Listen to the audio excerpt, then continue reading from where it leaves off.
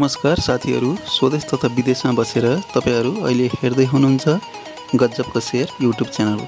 Share बजार सम्बन्धी ताजा जानकारीको लागि हाम्रो च्यानललाई लाइक अनि सब्स्क्राइब गर्न नभुल्नुहोला।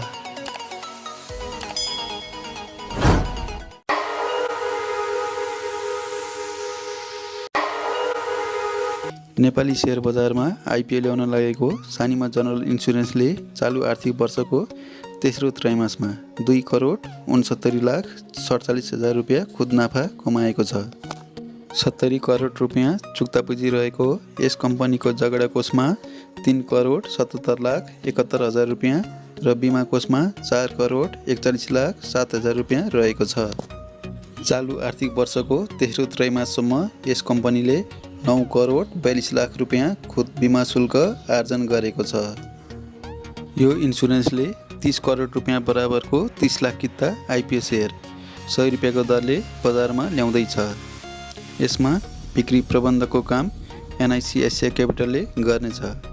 यस इन्सुरेन्सको आइपिओलाई केयर रेटिङ नेपालले केयर एनपी बीबी प्लस रेटिङ दिएको छ। यसले कम्पनीको वित्तीय अवस्था मध्यम रहेको जनाउँदछ।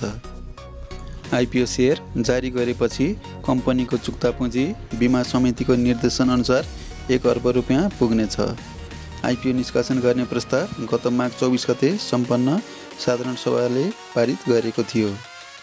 इन्सुरेन्स कम्पनीको आइपिओ शेयरमा अत्याधिक आवेदन पर्ने हुनाले 30 लाखको सङ्ख्यामा मात्र जारी गर्न लागेको यस सानिमा जनरल इन्सुरेन्सको आइपिओ शेयरमा 10 किताभन्दा बढी शेयर हात नपर्ने हुनाले 1000 रुपियाँको मात्र आवेदन दिँदा सही हुन्छ।